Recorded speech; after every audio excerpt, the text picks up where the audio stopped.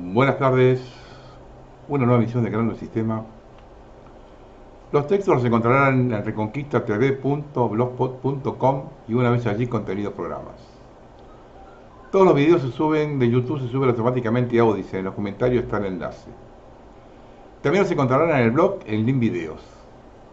Todos los videos se suben en bloques separados al canal de Telegram, El Grano Sistema TV, todo con mayúscula y separado.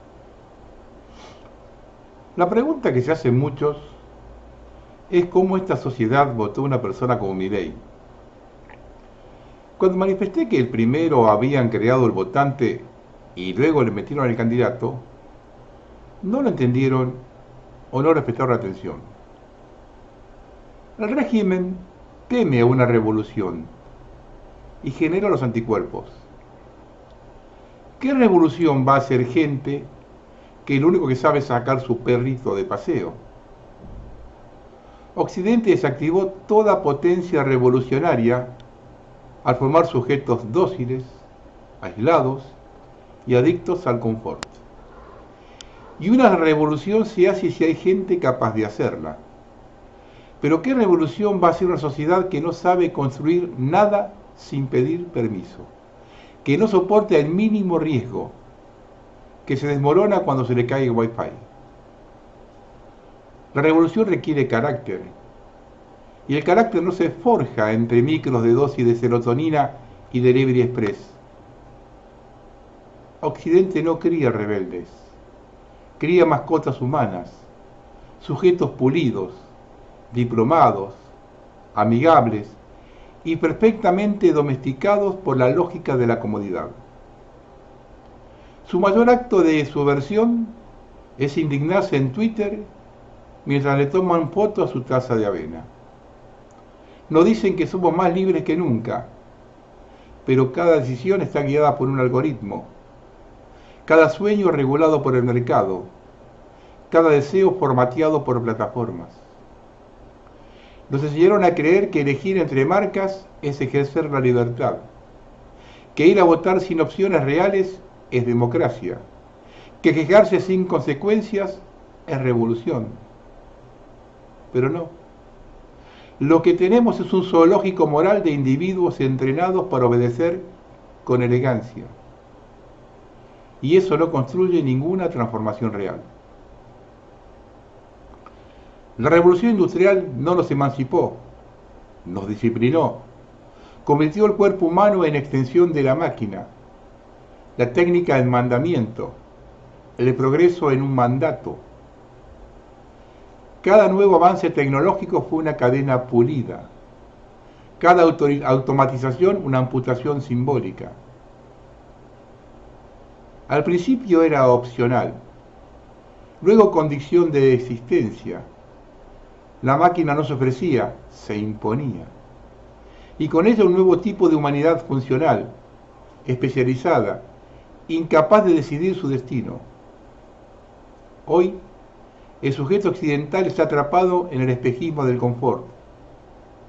Cree que es libre porque puede elegir entre 3 modelos de iPhone, pero no puede salir de su dependencia emocional, su deuda bancaria o su adicción a la validación externa. Vive anestesiado, vive cómodo, vive obedeciendo. La tecnología no amplió nuestra autonomía, la estrechó. La información masiva, la inteligencia artificial, las redes y los protocolos de control digital no son herramientas neutrales. Son extensiones de un régimen que ya no necesita represión. Basta con que nos sintamos cómodos en las jaulas. Por eso reprimen a los viejos, porque son de otra generación, con otra formación. El régimen ya no mata ideas, las vuelve productos. Ya no necesita censurar libros, sino hacerlos irrelevantes. Ya no necesita policías en la calle, solo dicción en el bolsillo. Y mientras tanto, las generaciones que alguna vez soñaron con destruir al amo, ahora gestionan su imagen, administran diversidad como si fuera marketing. Se reemplazó la lucha por derechos materiales, por debate simbólico que no toca la estructura técnica que garantiza nuestra sumisión. ¿Dónde están los cuadros? ¿Dónde la organización? ¿Dónde los sujetos capaces de regar su pellejo por algo más grande que ellos mismos? No hay. Porque todo ha sido formateado para que no los haya. Para que la revolución sea una nostalgia, un chiste, una pose. Porque sí, el régimen necesita que todo se critique, excepto su núcleo, excepto su arquitectura industrial, excepto la lógica que convierte al humano en recurso y al planeta en inventario. Por eso cualquier mejora que no cuestione la raíz técnica del régimen es solo una renovación cosmética. Porque una sociedad diseñada para la estabilidad funcional, la libertad es una anomalía. Y cuando todo se vuelve estable, todo se vuelve estéril. Y sin dolor, sin riesgo, sin hambre, sin deseo, no hay revolución posible. Una revolución no nace en una asamblea, nace en el cuerpo, en la disidencia vivida, en la incomodidad existencial. Pero esta sociedad anestesiada no siente, no sangra, no arriesga. Y si no hay cuerpos dispuestos a romperse, no hay régimen que se rompa. Porque ningún orden teme a quienes ya aprendieron a obedecer con elegancia. Y ningún cambio nace de quien cree que protestar es firmar peticiones online entre paseos de perros y fotos de almuerzos. La verdadera revolución será volver a tener hambre de verdad, no de pan, de sentido, de destino, de futuro. Ese hambre no cabe en una vida programada para no molestar jamás.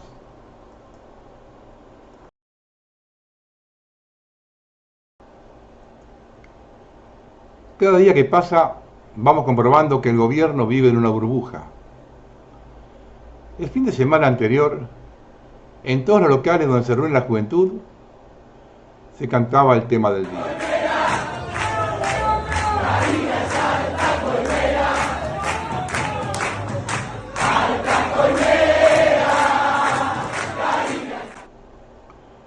A pesar de ello, deciden organizar un acto de campaña en Junín, ciudad no kirchnerista, donde fue recibido con insultos y nadie se acercó a saludarlo. José Luis Espert y Sebastián Pareja provocaron a los asistentes, lo que terminó en que se arrojaran objetos y que atacaran a algunos integrantes de la Libertad Avanza.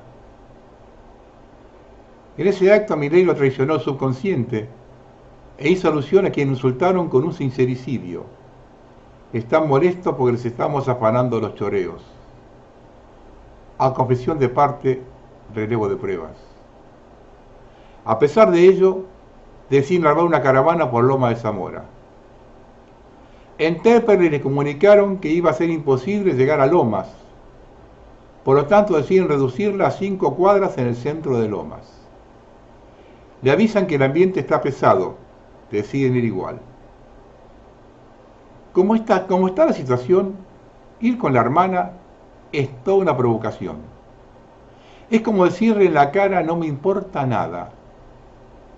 Y transitó por ese conurbano cagado de hambre, donde no envió ni un kilo de arroz a los comedores, y a cuyos titulares trató de ladrones. Están cerrando las fábricas, se queda sin trabajo, y piensa que puede transitar por ahí sin problemas. 1 año y medio diciendo que no hay plata.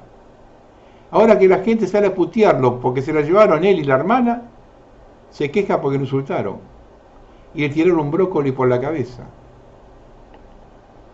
Miguel cargó a palo a los jubilados durante 1 año y medio, reprimió discapacitados, balearon por la cabeza a un fotógrafo, le cagaron el oído a otro que había ganado 2 veces el premio Pulitzer, gasearon a una nena de 10 años, trató de ratas y asesinos a los legisladores, de ñoquis a los médicos del Garrahan, y se sorprenden por lo que pasó. No promuevo la violencia, y no se puede agredir a un presidente, pero tampoco se puede provocar a la gente que la está pasando mal. Sebastián Pareja desde la camioneta hacía el gesto de degüello a la gente. La nota de día la dio esa señora sentada en una mesa de un bar que le grita corrupto, y Milei sacado, olvidándose que es el presidente de la nación, le contesta, corruptos son los tuyos. insólito, bajar al barro.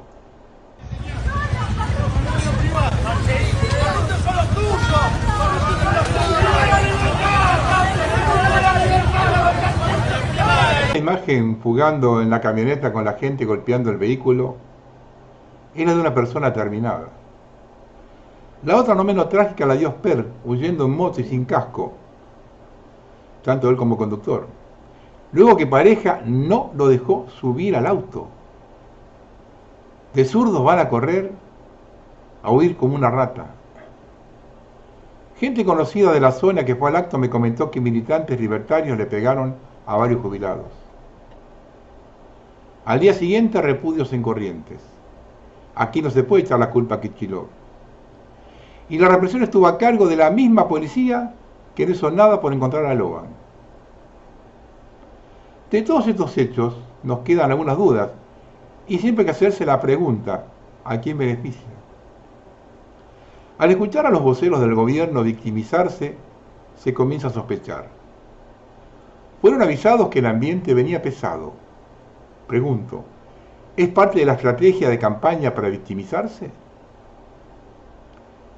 Por la noche la frutilla del postre la colocó Sebastián Pareja en un canal oficialista, único donde van.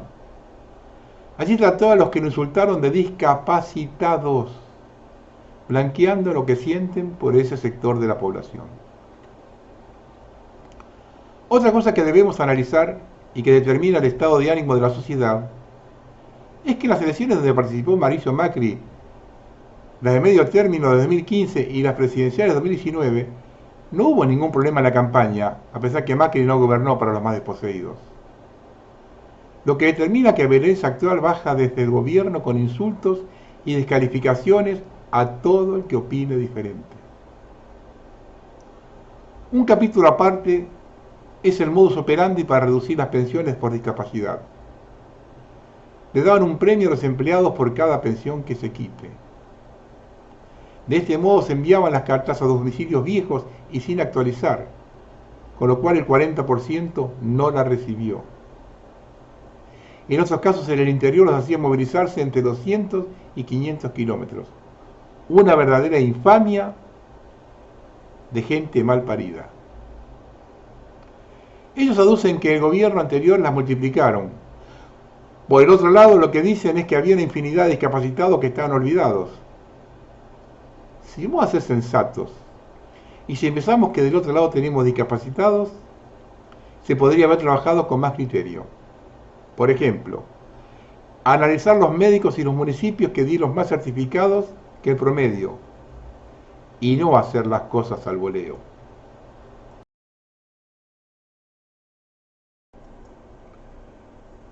El miércoles pasado vencieron 9 billones de pesos y para renovar elevaron los encajes al 53%. Es decir, los bancos tienen que tener inmovilizado más de la mitad de los depósitos.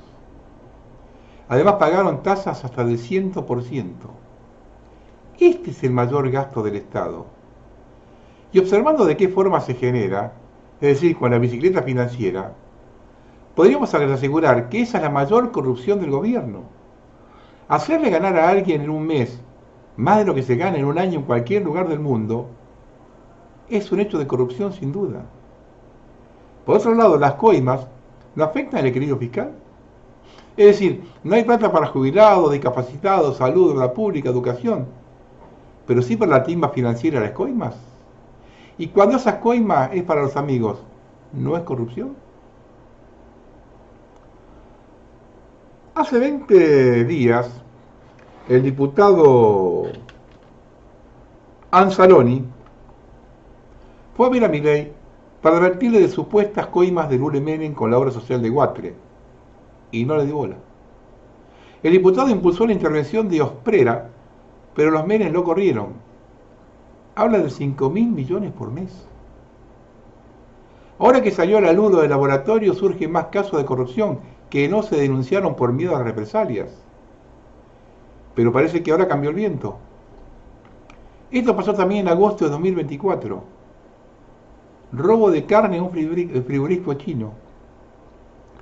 Le incautaron 2 contenedores con 50 toneladas de carne para exportación valuada en 2 millones de dólares, por una deuda fiscal de 20.000 pesos, un sellado. Cuando se ofrecieron a pagarlo el sellado, le dieron el número de una cuenta particular a nombre de una señora. Tuvieron que depositar 2 veces y aún así le incautaron igual la carga. Le dijeron que la llevarían al depósito de alimentos oficial. No la llevaron ahí. Y encontraron qué parte de ella fue depositada en La Ferrer, en un negocio particular.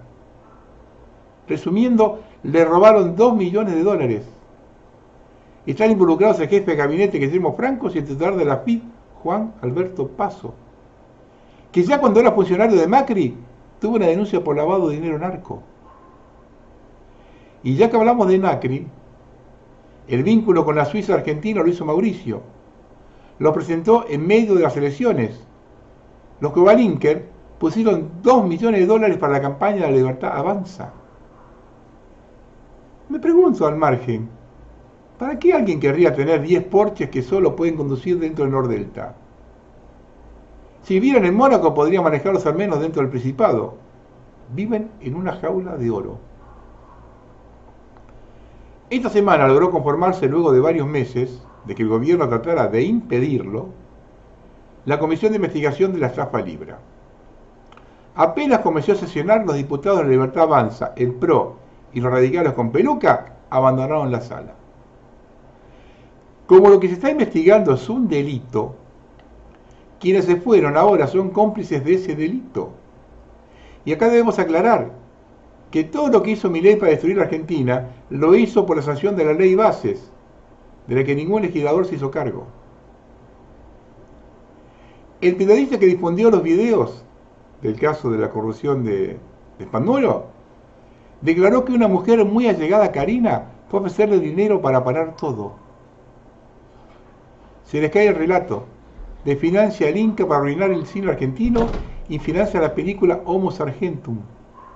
Es una caída vertical, sale pus por todos lados, esto no lo vi nunca. Y roban a manos llenas a una sociedad empobrecida por ellos mismos.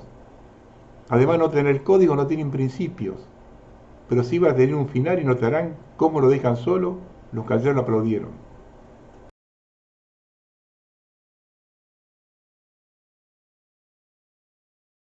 Aparecieron audios de Karina que, si bien no son comprometedores, determinan que el topo lo tienen adentro.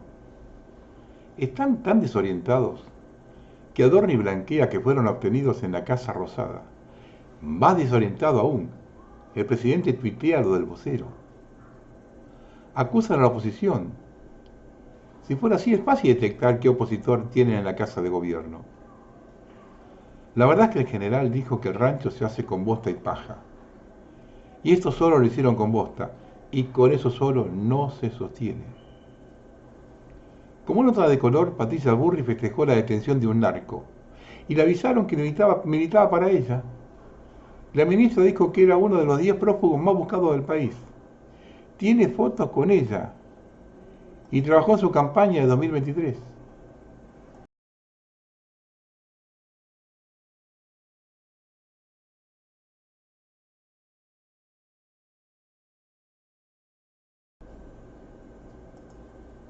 Nadie quiere decir nada, pero dejan que se filtren informaciones de contactos de Macri con Victoria Villarroel, o de Pichetto con el kirchnerismo, hablando del juicio político, o de empresarios preocupados y ya hablar de reemplazo.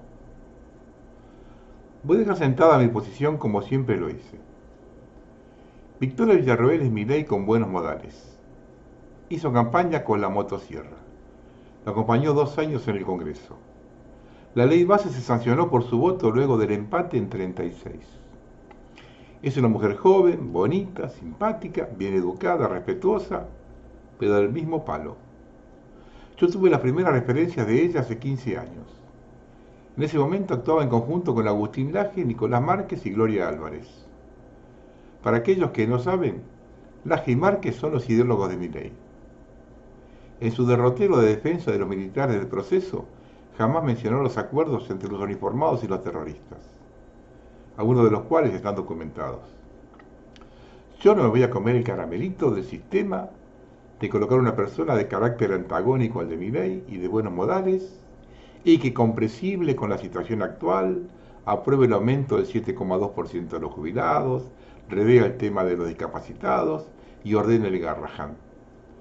Y todo terminó. Es decir, nos lleve del quinto subsuelo donde nos dejó Milei al tercer subsuelo. Y a seguir el sacrificio. Yo no voy a creer en alguien que proponga un modelo diferente al actual. Y no más de lo mismo. Y que pase de la violación a las relaciones consentidas porque no hay otra salida.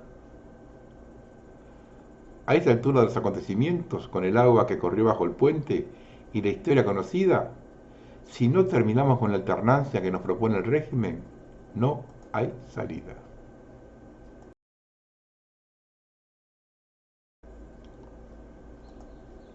Luego de ser un fenómeno barrial, el escándalo de corrupción por presuntos pedidos de coimas en la Agencia Nacional de Discapacidad trascendió las fronteras y se instaló en las portadas de los principales medios del mundo. La prensa internacional refleja con atención la crisis que golpea al gobierno de Milei. La mayoría de los informes del exterior se centran en la filtración de los audios que destaparon una presunta red de sobornos en la compra de medicamentos y en la implicación del círculo familiar más cercano al presidente, con su hermana Karina Milei como una de las principales señaladas. De todas las que leí, rescato esta de un importante sitio de Italia. Soborno farmacéutico disparado, escándalo Milei. Mensajes cruzan a la hermana. Si te gusta la gente que aboga por una sociedad humana impulsada por el mercado, que no por casualidad siempre favorecen a los mismos, entonces eres parte del problema. Ninguna sociedad humana puede ser gobernada por el mercado, porque solo conduce a la corrupción y a la muerte. Y lo que le está sucediendo al gobierno de Milei no es otra cosa que lo que siempre ha sucedido en todos los países del mundo, y que alcanzó su punto álgido durante la primera pandemia de COVID. Un escándalo de sobornos ha golpeado a Milei. Se trata de un escándalo de corrupción que estalló en pleno verano y que se está poniendo contra las cuerdas su gobierno.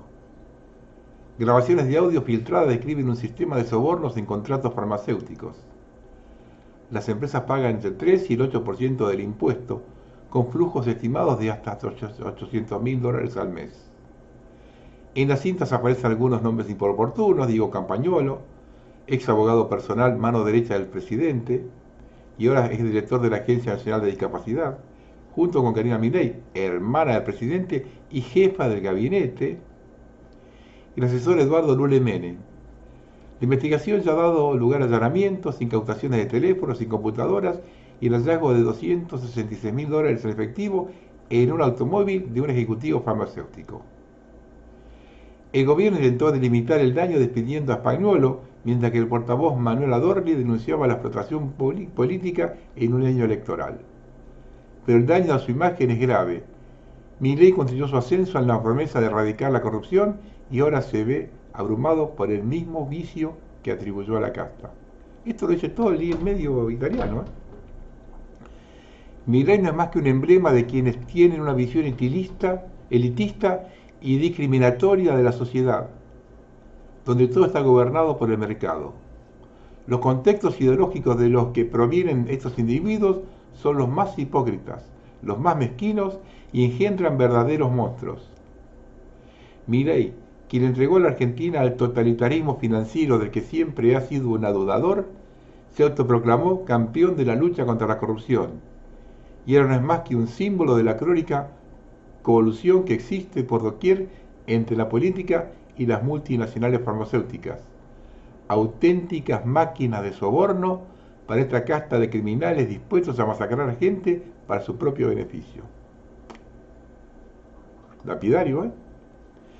Y esto lo publica un importante sitio de Estados Unidos. El presidente argentino Javier Milei es evacuado de un acto de campaña electoral en Buenos Aires hasta recibir fuertes piedras. El presidente argentino Javier Milei tuvo que ser retirado de un acto de campaña en la localidad de Loma de Zamora, en la provincia de Buenos Aires. El mandatario fue escoltado por su equipo de seguridad después de que un grupo de manifestantes arrojara objetos contra su vehículo y persona, interrumpiendo el evento. se puede ver cómo hay peleas entre los diferentes asistentes. Este sitio es un sitio de Trump. Observe cómo lo ven, ¿eh? Es un sitio de Quanon. Una sospecha / sombra de corrupción sobre algún miembro del gobierno fue eyectado absolutamente. Es decir, yo, digamos, encuentro a alguien con la mano en la lata, no tengo ningún problema de ponerle un cañonazo en la cabeza. Digo, el que las hace las paga. Digo, casi que sería un esquema persa. ¿No? Digamos, Esquema persa. Y sí, te agarro robando, te corto la mano. Morir a ninguno, le pongo un torpedo en la cabeza al que sea, me importa nada. Mi compromiso es con los argentinos. Yo tomé un compromiso con los argentinos. O sea, yo soy un outsider y yo, digamos, no me siento parte de la política, me siento parte de los argentinos.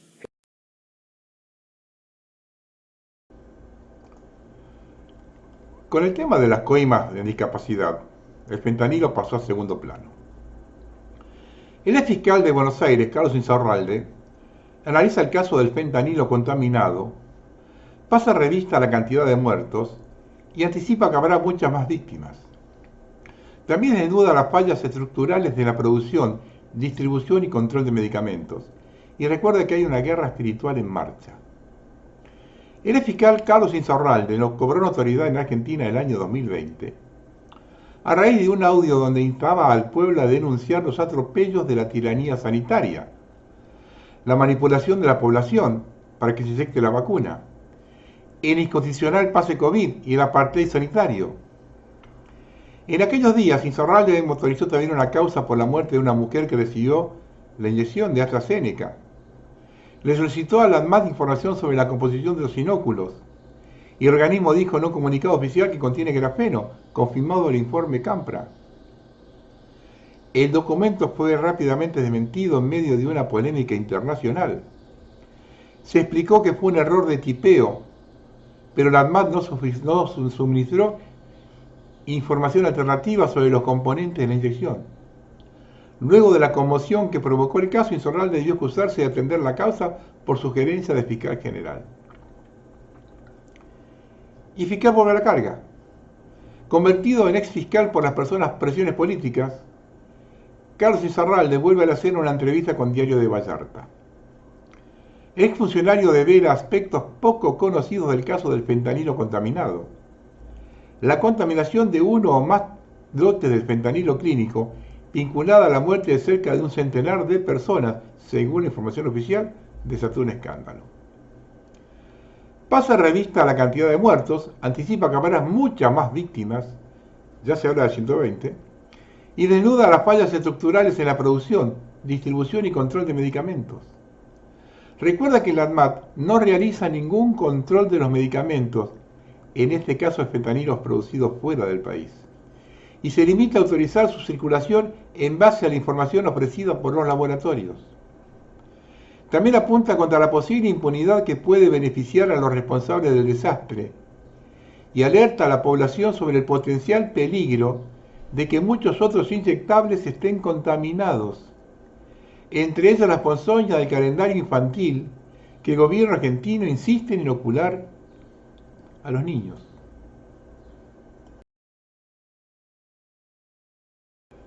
Algunas apostillas de la Argentina del siglo XXI. El Centro de Ensayos de Alta Tecnología Sociedad Anónima, una sociedad entre el INVAT y el ARSAT, está en proceso de liquidación a cargo de Schwarzenegger. Es un laboratorio único en el país que realiza ensayos de satélites en Bariloche. Cuando Milei pondera la generación del 80, está diciendo que nos atrasa 150 años. En el último balance del Banco Central, no se informa dónde está el oro que se llevaron del país, ni siquiera cuál es el valor real. Tampoco se explica cuál fue el supuesto rendimiento que habría obtenido por depositarlo en el extranjero. A la periodista que publicó la nota salió a responderle el segundo de Caputo, Pablo Quirno, quien dijo que está mal informando, pero no le da ninguna información del oro. Alfredo Cornejo, gobernador de Mendoza, redujo los equipos de cuidados paliativos para niños con enfermedades oncológicas del Hospital Noti. es el mayor representante de la Agenda 2030, cuya una de sus finalidades es que se mueran los niños. Para ello obliga a la ponzoña compulsivamente. El comandante del Comando Sur de Estados Unidos, almirante Alvin Hasley, se reunió con el presidente paraguayo Santiago Peña para conversar sobre los esfuerzos en curso de fortalecer la sólida alianza de seguridad entre Estados Unidos y Paraguay. Comienzan a rodearnos. Gran Hermano en Tucumán. Instalan cámaras de seguridad con altavoces.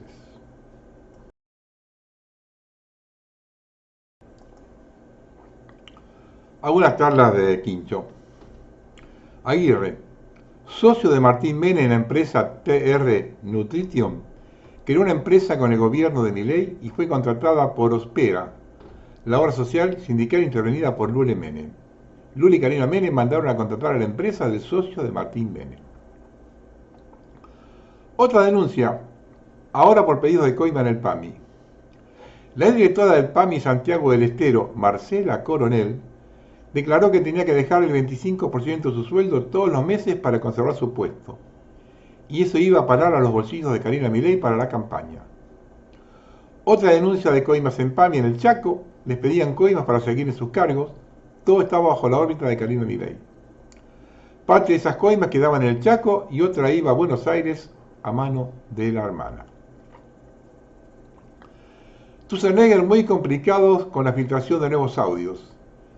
Diego Spanolo afirma que Schwarzenegger eliminó controles en varios ministerios para que sea más fácil recaudar coimas para Karina Milei. Y Schwarzenegger también ordenó dar de baja pensiones a discapacitados. Nuevas revelaciones sobre las coimas. El Hospital Posadas llamó a licitación. Como la Suiza Argentina, droguería de las coimas, perdía, el gobierno de Milei dio la baja a la licitación.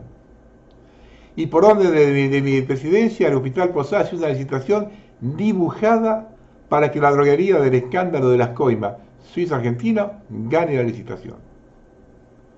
El gobierno le entregó a la droguería 15.000 millones de pesos para que gane la licitación.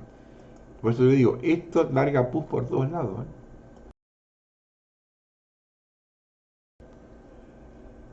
Independientemente de lo que cada uno opine de Maduro, es inconcebible el bloqueo marítimo de Estados Unidos.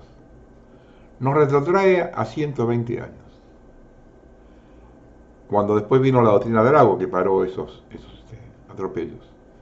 Se terminó la guapiada de la doctrina Monroe. Latinoamérica no puede soportar más estos atropellos. Estados Unidos es el país menos autorizado para establecer los límites entre el bien y el mal. Llevan decenas de millones de muertos inocentes sobre su historia. La acusación narco de Maduro ¿no le recuerda lo de las armas de destrucción masiva en Irak? Lo digo porque el 87% de la cocaína sale por el Pacífico, desde Colombia, donde Estados Unidos tiene 7 bases. ¿No será que esas bases están para custodiar la droga? Es archisabido que la maneja la CIA y la controla la DEA, y que los mayores bancos globales daban el dinero. Si el señor Trump considera que hay un problema con el tráfico de drogas, lo primero que debe hacer es cortar el mayor consumo del planeta que está en su país.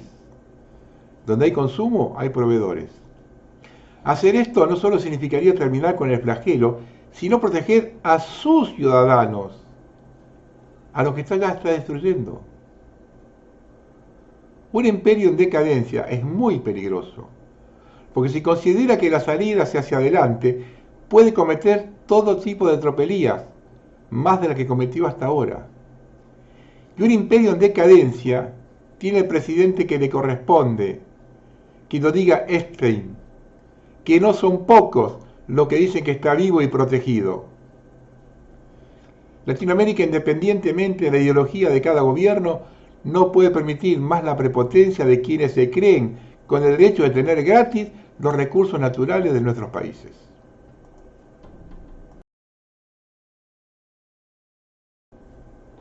Ahora vienen los bloques para la gente más joven. El periodista Alex Newman están construyendo un gulag digital gigante para toda la humanidad.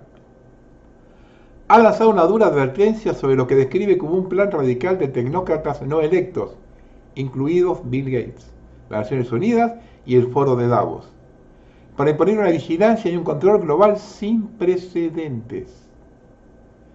Al hablar sobre tecnologías emergentes, como los sistemas de identificación digital, las monedas digitales de los bancos centrales y los certificados de salud digitales, Newman argumentó que estas herramientas se están combinando en un marco que va mucho más allá del monitoreo. Por cierto, Newman dice que la Unión Europea empezó a hablar de los pasaportes de vacunación en marzo de 2019. Y hemos encontrado un documento donde la trazabilidad de fechas empieza en 2018.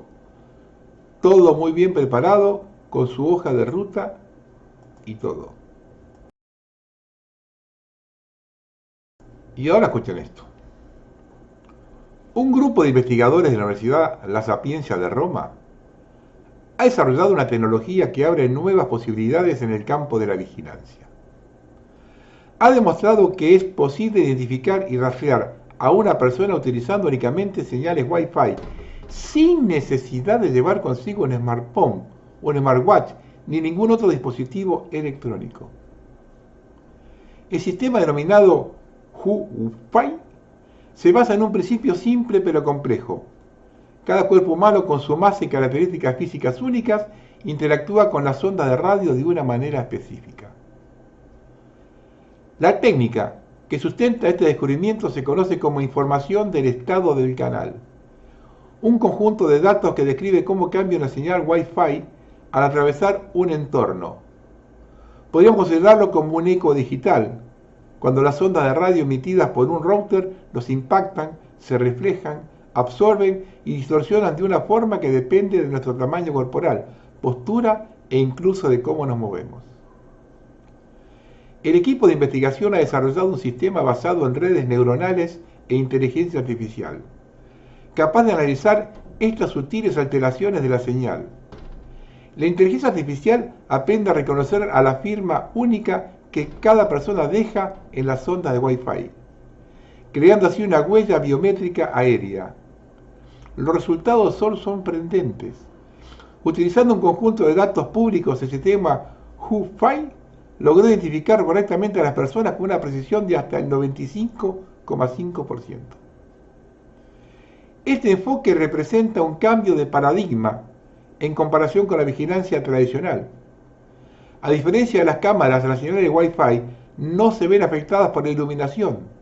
Pueden atravesar paredes y no capturan imágenes reconocibles, un aspecto que a primera vista podría parecer una ventaja para la privacidad. Sin embargo, la capacidad de rastrear pasivamente a las personas plantea profundas preguntas, especialmente a medida que la tecnología para hacerlo se generaliza. Las bases de estas explicaciones se sentaron en 2020 con la aprobación del estándar IEEE 802.11bf y la propia Wi-Fi Alliance promueve activamente la idea de la detección Wi-Fi, transformando el router de simples puntos de acceso en sensores ambientales completos. Sistemas anteriores como el Wi-Fi ya habían explorado este enfoque, pero con una precisión mucho menor, estancada del 75%. Pero estos conspiranoicos, ¿no será que han ponzoñado a medio mundo inyectando emisores y microreceptores para monitorear y controlar a la gente? No. Es ciencia.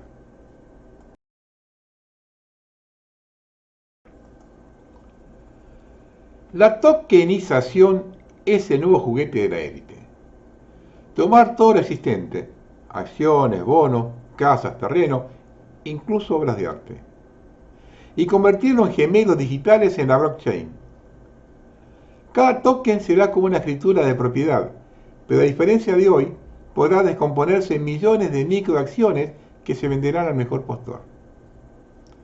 El mantra oficial es eficiencia, velocidad y transparencia. La realidad es la construcción de un gigantesco registro digital global de tierras donde cada activo y cada persona será catalogado y controlado. Los bancos más poderosos ya están preparando el terreno, mientras que los gobiernos, con leyes y regulaciones modernas, aceleran los esfuerzos para legitimar las monedas estables y los sistemas de pago blockchain. Estas monedas estables son simplemente una CBDC disfrazada, programables, rastreables y revocables a voluntad.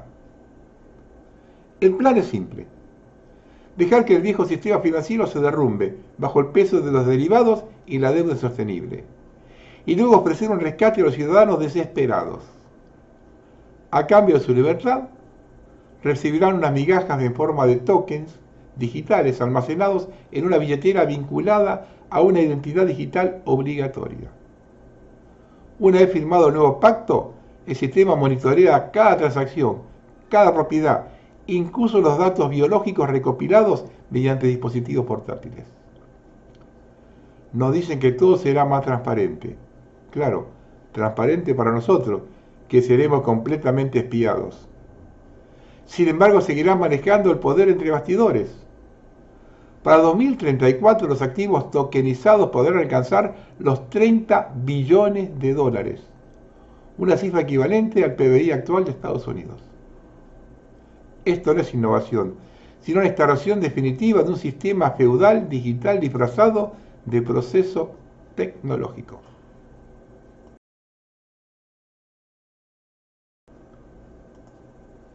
El peor error del hombre moderno. Nos encontramos en una sociedad que nos alimenta de todo tipo de placeres para mantenernos contentos y de todo tipo de agendas políticas para mantenernos informados. Recibimos y aceptamos información de diferentes cadenas de noticias sin saber que están financiadas por diferentes poderes políticos. Gradualmente nos vamos convirtiendo en peones, ratas de laboratorios maleables y manipulables que cumplimos con el propósito último de lo que financian estas agendas.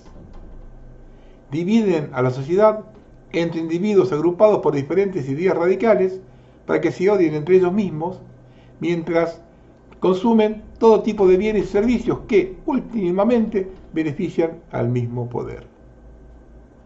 Al final del día, tanto uno como nosotros van a continuar en el mismo consumismo imperante de la sociedad actual: entretenimiento sin cesar, gratificación instantánea, alcohol, lujuria, escape de la realidad.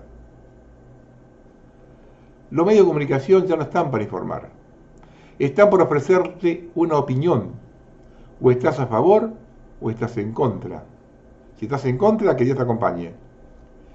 El peor error del hombre es no pensar por sí mismo, no cuestionar lo que los medios especulan respecto a un tema, y aceptar que toda afirmación proveniente de la televisión o las redes sociales es una verdad absoluta. Es imperativo hacer preguntas, cuestionar lo que se nos dice en los medios de comunicación y por lo menos buscar una opinión externa para contrastar las ideas y llegar a una conclusión. Un hombre que no piensa por sí mismo no piensa en absoluto. De ser hombres constructores, inventores, exploradores, guerreros y sabios, pasamos a ser esclavos del placer y la desinformación. Pasamos a ser adictos a la dopamina y el contenido gratificante. Pasamos a permitir que otros piensen por nosotros. Debemos dejar la búsqueda de placer atrás y perseguir la sabiduría, a buscar la verdad, a pensar por ti mismo. La verdad nos hará libre. No permitas por nada del mundo que otros piensen por ti. Que seas un peón más en una agenda política. Que seas un instrumento político de aquellos que tienen el poder. Uno observa los resultados de las reformas educativas realizadas en nuestro país cuando se cumplen 40 años de la misma. En la escuela nunca enseñaron cómo detectar un manipulador, ni qué hicieron los poderosos con nuestro país. Ahora vemos a la distancia que lo que enseñaron era solo parte de un entrenamiento para convertirnos en alguien obediente, no pensante. La historia fue elegida, dictada y servida como verdad absoluta. No dijeron que muchos héroes fueron títeres y que los villanos a veces eran los únicos que se rebelaban contra el verdadero poder. Todo se enseñó desde una versión oficial diseñada para nunca cuestionar a los que mandan. Y así crecieron, creyendo que el mundo es justo, la democracia es real y que si estudian y trabajan mucho, algún día les irá bien, mientras los hijos del poder heredan países sin mover un dedo. Todo esto no lo contaron en la escuela, porque una mente despierta no es rentable. Un ciudadano informado no se deja manipular, y un joven que piensa se vuelve un problema para el régimen.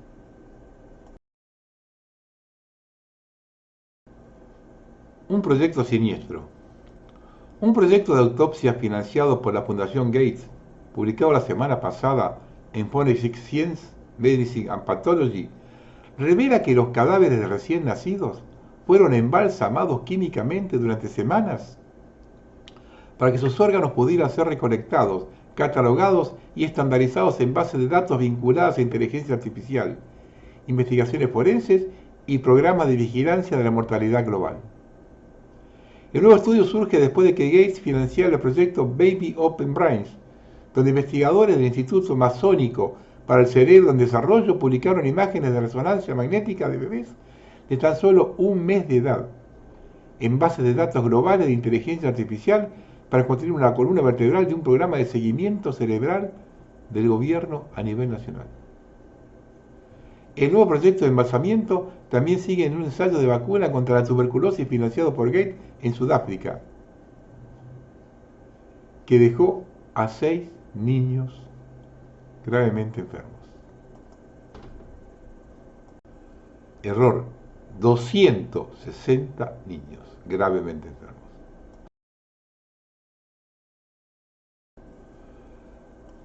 Recuerden que en los textos está la fuente, ¿no? Cirilovsky lo predijo todo hace un cuarto de siglo. Escuchen bien. Aquí en el corazón de Europa la OTAN no tiene más planes que librar una guerra. Hace 25 años, ¿eh?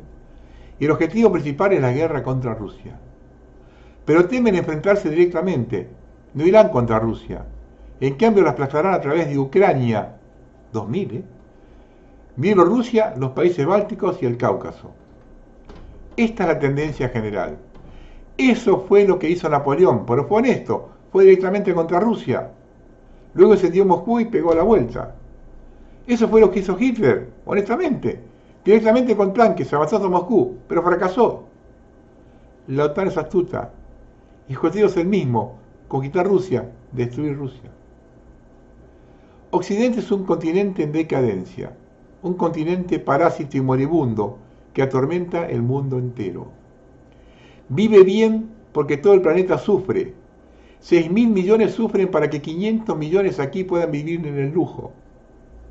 Bebieron champán en elegantes salones, sentados, discutiendo sobre la paz mientras enviaban sus tropas al este. Occidente ha librado todo. Las guerras aquí, todas las guerras, han venido de Europa. Todas las guerras han sido iniciadas por Occidente.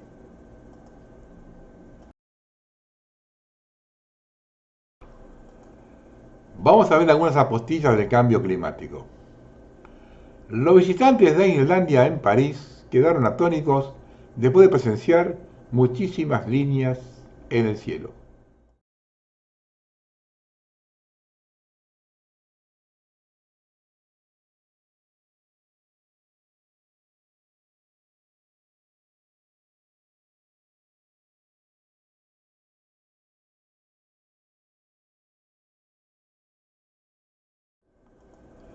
Aquí tenemos a dos trabajadores, uno del turno noche y otro de día, que tuvieron la suerte de encontrarse con el peligroso cambio climático, responsable de los numerosos incendios forestales que asolan el mundo.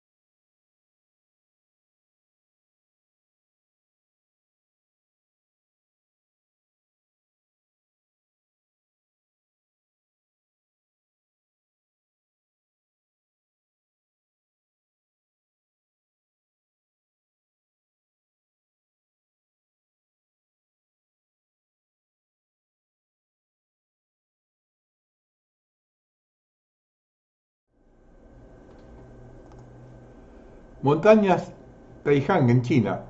Esto es lo que se ve después de que se talaran 1.214 hectáreas de bosque para dar paso a paneles solares que producen energía inestable, intermitente y costosa, y que terminarán en vertederos en unos 20 años. Todo esto se describe como ecológico en lugar de una nueva normalidad enferma.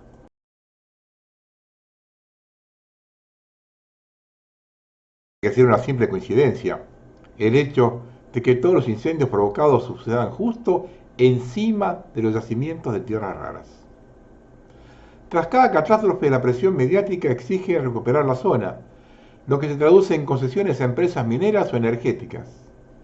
El pretexto es siempre el mismo: crear empleo y reactivar economías locales arruinadas por las llamas. El globalismo está quemando Vamos a España. poner de una vez las cartas sobre la mesa y a explicar lo que va a empezar a ocurrir a partir de ahora con los incendios que se están produciendo simultáneamente en distintos puntos de España. 1. Despoblamiento y reconfiguración del territorio. El incendio de estas extensiones rurales lo que produce es una pérdida del valor del suelo y hace que poco a poco los pequeños propietarios vayan vendiendo más barato. Muchos pueblos afectados ya estaban en riesgo de despoblación. Con estos incendios la gente acaba perdiendo medios de vida y por tanto acaba emigrando. ¿Qué pasa cuando la gente acaba emigrando? Que esas extensiones rurales quedan disponibles para macroproyectos que están en manos de grandes corporaciones, para construir placas solares, molinos eólicos, etc. 2. Control del agua y la alimentación. El incendio de bosques afecta a acuíferos, manantiales y ríos pequeños. Esto facilita la privatización y desvío de agua hacia usos industriales o ciudades, bajo el pretexto de gestión eficiente. De esta manera, la reducción del uso de suelo fértil encaja perfectamente con el intento de eliminar la agricultura independiente para acabar imponiendo alimentos de laboratorio o fabricados por grandes multinacionales. 3. Justificación de leyes restrictivas. Con cada ola de incendios aparecen nuevas zonas de acceso restringidos, permisos especiales y un montón de normativas que limitan la actividad rural. Si juntamos todo esto, lo que tenemos al final es que cada vez se hace más difícil poder vivir en el campo sin depender de suministros o de normativas y permisos del sistema. ¿Esto se puede frenar? Claro que se puede hacer, pero depende única y exclusivamente de nosotros.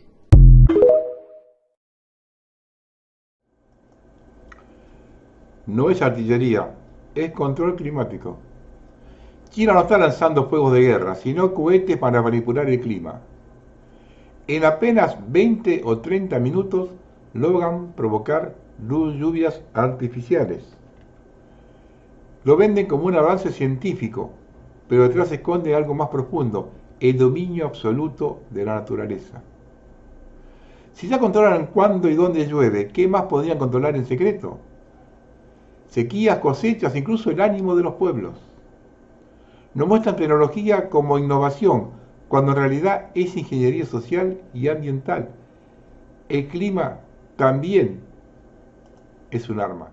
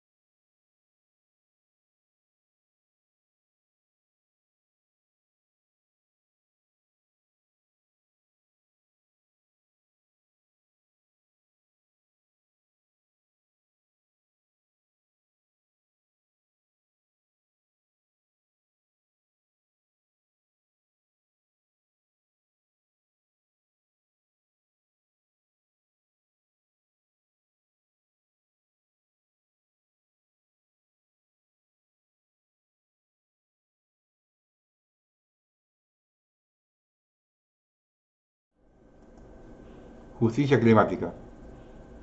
La ONU dictamina que los países que no luchan contra el cambio climático violan el derecho internacional. La antesala de represalias militares.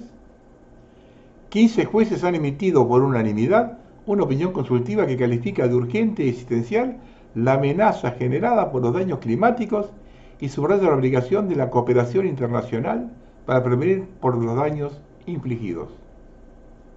Pregunto, ¿infligidos por quién? El geólogo profesor Jan Plimer expone el fraude que es el calentamiento global inducido por el hombre sobre lo que se basa el carbono cero. Se acabó el juego. Estamos ante un fraude. Nadie ha demostrado nunca que las emisiones humanas de carbono impulsen el calentamiento global. Y si se pudiera demostrar, entonces habría que demostrar que el 97% de las emisiones que son naturales no impulsa el calentamiento global. Están creando este tipo de caos para volver a secuestrar a la ciudadanía en sus casas. Lo llaman confinamiento climático. Jan Rutherford Plimer es un geólogo australiano, académico, profesor de geología minera en la Universidad de Adelaida y director de 4 empresas mineras. Es autor de alrededor de 60 artículos académicos y 6 libros, incluyendo uno sobre el debate del calentamiento global, Cielo y Tierra, el calentamiento global, la ciencia que falta, de 2009. La última. Premio Nobel de Física en 2022. Dr. John Clauser. El calentamiento global es una fabricación de periodistas y políticos deshonestos. Cuestiona la veracidad del cambio climático y advierte sobre la desinformación política y mediática.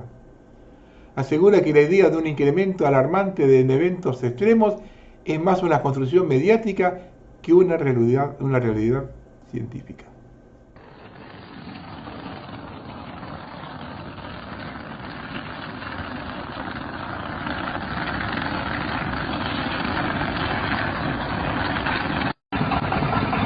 路灯都热着了，现在吃些给你来挪挪吧啊，看给你车着了啊，直接走了啊，挺害怕。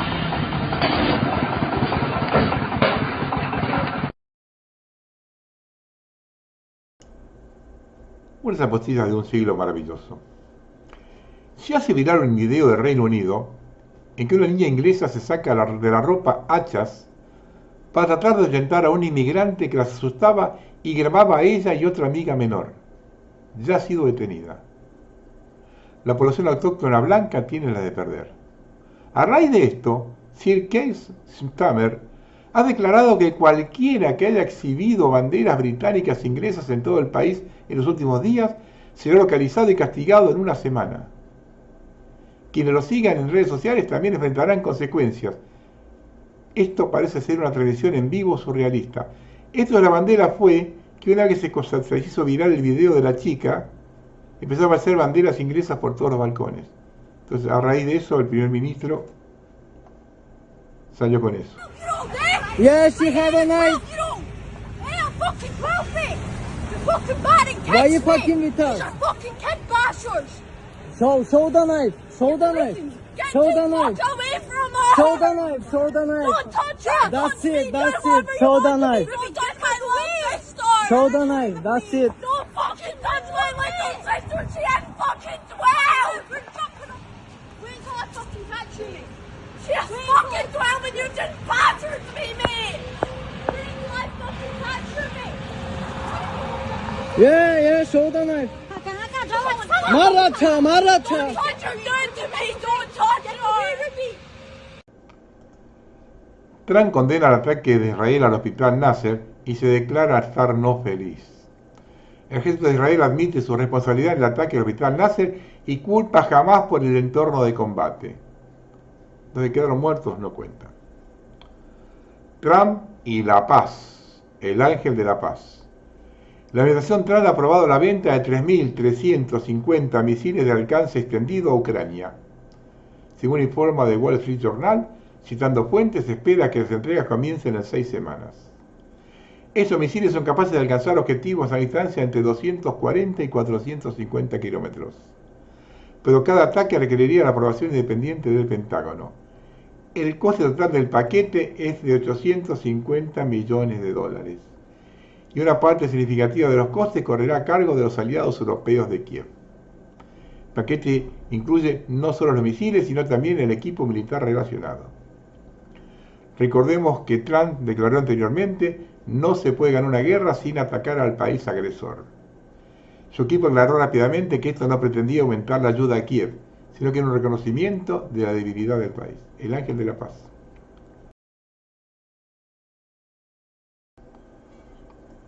Vamos a terminar. Acá está todo encadenado para destruir la Argentina. La destrucción de la salud pública, el quiebre de las obras sociales, el no acceso a los medicamentos.